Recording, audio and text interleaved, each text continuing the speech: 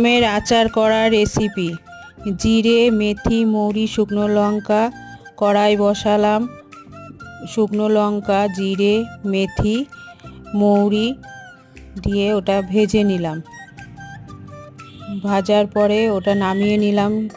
কড়াইয়ে তেল দিলাম, পাঁচফোড়ন আর শুকনো লঙ্কা দিলাম। তারপরে ভাজা হলে আমগুলো দিয়ে দিলাম। আম নাড়াচাড়া করলাম খানিকটা, তারপরে লবণ দিলাম। ওদিকে মিক্সিতে শুকনো লঙ্কা মশলাগুলো গুঁড়ো করে নিলাম।